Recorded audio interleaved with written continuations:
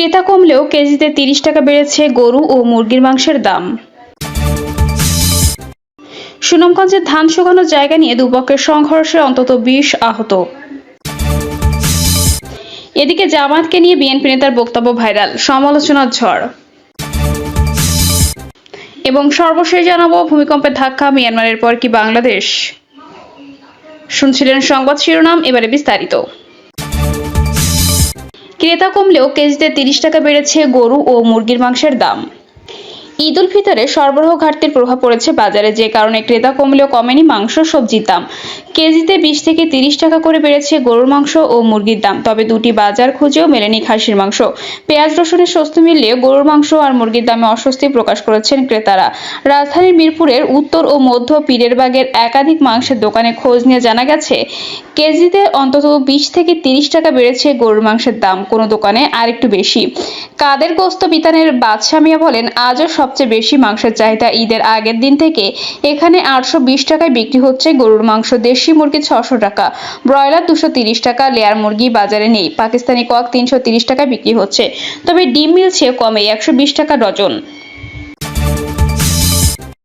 সুনামগঞ্জে ধান শুকানোর জায়গা নিয়ে দুপক্ষের সংঘর্ষে অন্তত ২০ আহত।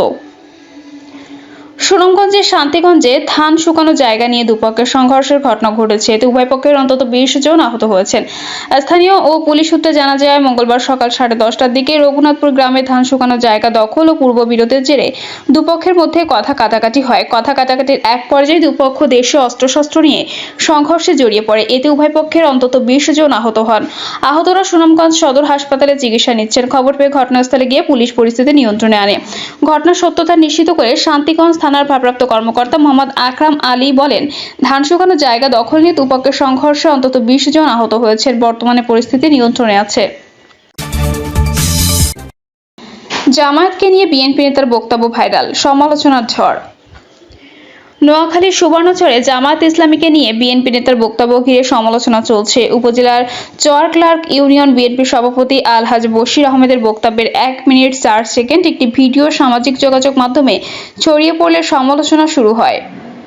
নোয়াখালীর সুবর্ণচরে জামায়াত ইসলামীকে নিয়ে বিএনপি নেতার বক্তব্য ঘিরে সমালোচনা চলছে। উপজেলার চর ক্লার্ক ইউনিয়ন বিএনপি সভাপতি আলহাজ বশির আহমেদ বলেন, তাদের দল ছাড়া সাধারণ মানুষের উপকৃত হওয়ার সম্ভাবনা নেই। এদেরকে মুনাফিক বলতে হবে।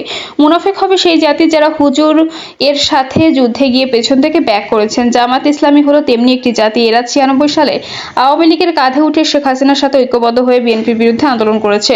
সে আন্দোলনে এদেশের হাজার হাজার মানুষ শহীদ হয়েছে। যারা প্রাপ্তবয়স্ক তারা সে সময়ের আন্দোলনের নমুনা দেখেছি। এই জন্য জামায়াত থেকে দূরে থাকতে হবে। এদের কথার সাথে কাজের কোনো মিল নেই।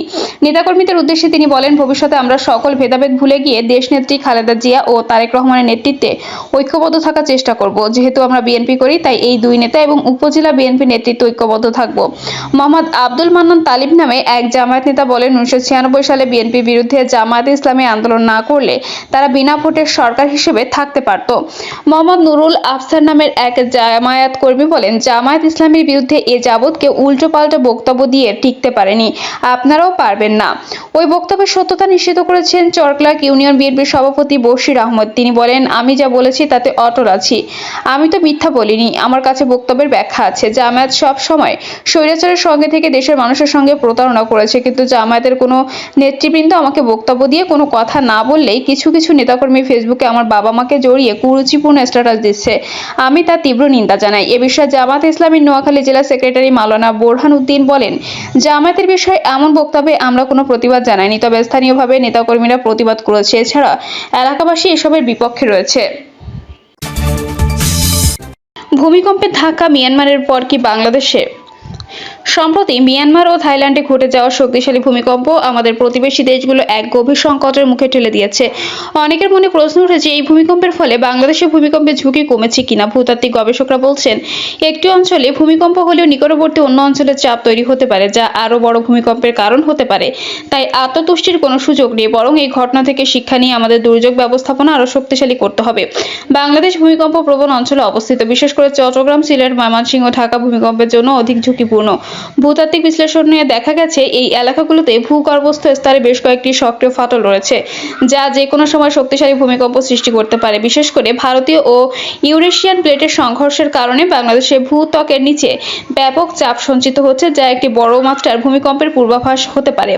চট্টগ্রাম অঞ্চলের কাছে অবস্থান করা মিয়ানমারের রাখাইন ফ্রন্ট এবং ভারত-বাংলাদেশ সীমান্তবর্তী মেঘালয় ভূগর্ভস্থ ফাটল অঞ্চলগুলো ভূমিকম্পের ঝুঁকি বহুগুণ বাড়িয়ে তুলছে। এই এলাকাগুলোয় অতীতে একাধিক মাঝারি ও শক্তিশালী ভূমিকম্প সংঘটিত হয়েছে, যা ভবিষ্যতে আরও বড় ভূমিকম্পের ইঙ্গিত বহন করে। বিশেষজ্ঞদের মতে, যদি 8 বা তার বেশি মাত্রার ভূমিকম্প ঘটে, তাহলে ঢাকা, চট্টগ্রাম ও সিলেটের মতো ঘনবসতিপূর্ণ শহরগুলো অবকাঠামো মারাত্মকভাবে ক্ষতিগ্রস্ত হবে।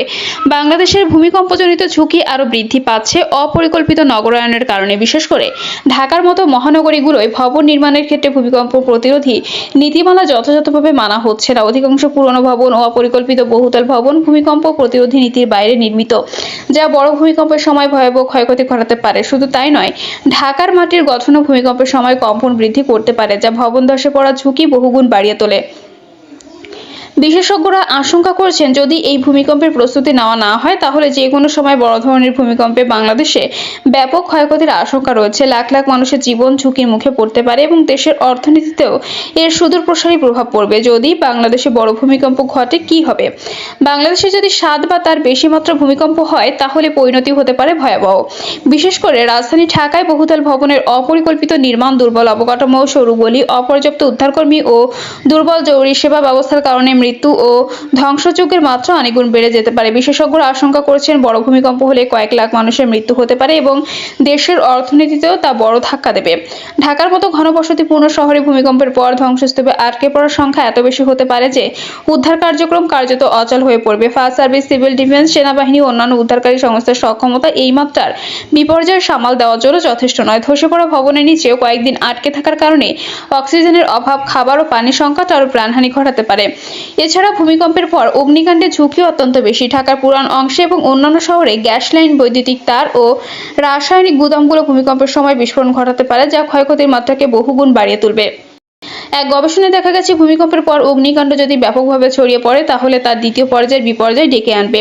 যোগাযোগ ব্যবস্থা ভেঙে পড়তে পারে, মূল সড়কগুলো ধসে গিয়ে হাসপাতাল ও জরুরি পরিষেবার যানবাহন চলাচল বন্ধ হয়ে যেতে পারে। ভূমিকম্প পরবর্তী সময়ে সুপেয় পানির সংকট, বিদ্যুৎ ও গ্যাস সরবরাহ বন্ধ হয়ে যাওয়া এবং নিত্য প্রয়োজনীয় পণ্যের ঘাটতি জনজীবনকে বিপর্যস্ত করে তুলবে। বিশেষজ্ঞরা বলছেন, যদি যথাযথ পূর্ব প্রস্তুতি না নেওয়া হয়, তাহলে বাংলাদেশে বড় ভূমিকম্প হলে এর প্রভাব শুধু জীবনহানির মধ্যে সীমাবদ্ধ থাকবে না, এটি অর্থনীতি, অবকাঠামো, পরিবেশ এবং সামগ্রিক সমাজ ব্যবস্থাকে দীর্ঘমেয়াদে ধ্বংসাত্মক অবস্থায় নিয়ে যাবে। সরকারিভাবে কিছু পরিকল্পনা থাকলেও বাস্তবায়নের অভাব প্রকট। দুর্যোগ ব্যবস্থাপনা অধিদপ্তর, ফায়ার সার্ভিস, সেনাবাহিনী ও স্বেচ্ছাসেবী সংস্থাগুলো ভূমিকম্প মোকাবিলার জন্য প্রস্তুতি নিলেও তা অপর্যাপ্ত। অধিকাংশ পরিকল্পনা কাগজে কলমে সীমাবদ্ধ থেকে যায়, যার ফলে বাস্তবসম্মত প্রস্তুতি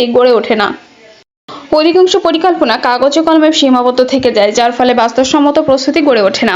বিশেষজ্ঞরা বলছেন, ভূমিকম্পের ঝুঁকি কমাতে বিল্ডিং কোড যথাযথভাবে মানা জরুরি, কিন্তু বাংলাদেশে ভবন নির্মাণের ক্ষেত্রে এ নিয়ম ব্যাপকভাবে লঙ্ঘিত হচ্ছে।